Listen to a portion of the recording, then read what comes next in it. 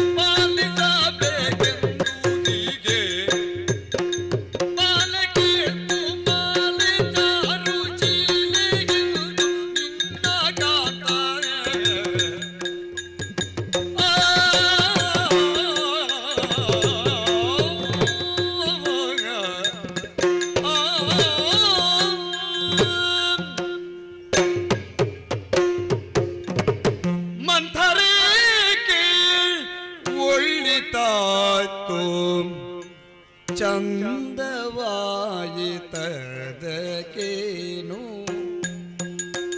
ಒಳ್ಳಿತಾತು ಚಂದವಾಯಿತು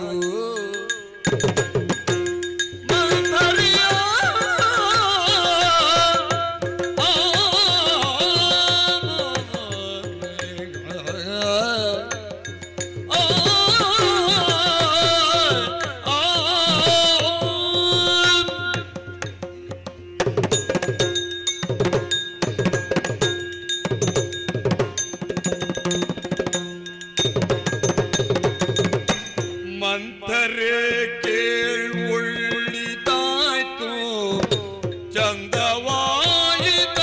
ಚಂದವಾಯಿತದಕೇನು ಒಳ್ಳಿತಾಯ್ತು ಚಂದವಾಯ್ತು ಅದಕೇನು ಕಂದ ರಾಮಚಂದ್ರನ ಆನಂದವ ನೋಡುವ ನಾಳೆ ಕಂದ ರಾಮಚಂದ್ರನ ಆನಂದವ ನೋಡುವ ನಾಳೆ ಕಂದ ರಾಮಚಂದ್ರನ ಆನಂದವ ನೋಡುವ ನಾಳೆ ಮಂತರ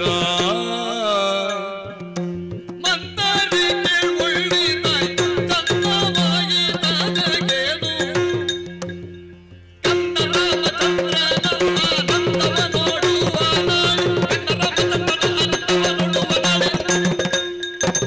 ಕಂದ ರಾಮಚಂದ್ರನ ಆನಂದವ ನೋಡುವ ನಾಳೆ ಒಳ್ಳಿತಾಯ್ತು ಚಂದವಾಗಿ ಏನೇ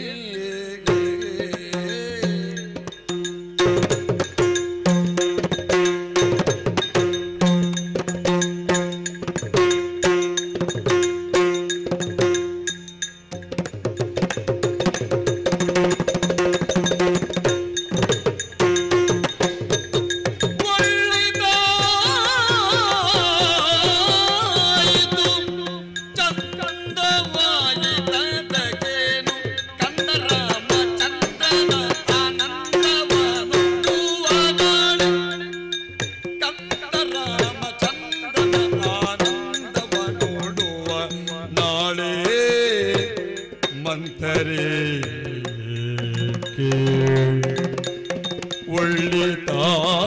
ಒಳ್ಳಿತಾಯಿತು ಚಂದವಾಯ್ತು ಅದಕ್ಕೇನೆ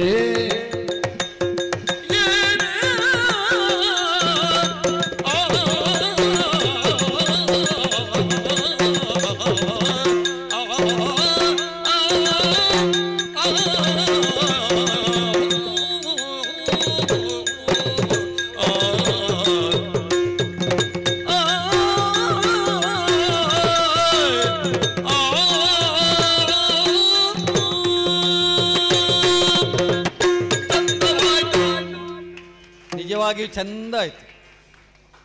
ಈ ಗಾನ ಗಣಪತಿ ಅಣ್ಣನಿಗೆ ನಿಜವಾಗಿ ಸಲ್ತದೆ. ಯಾಕಂದರೆ ಅವರ ಅಚ್ಚ ಶಿಷ್ಯ, ಅಚ್ಚುಮೆಚ್ಚಿನ ಶಿಷ್ಯ ಕನ್ನಡಿಕಟ್ಟೆಯವರು.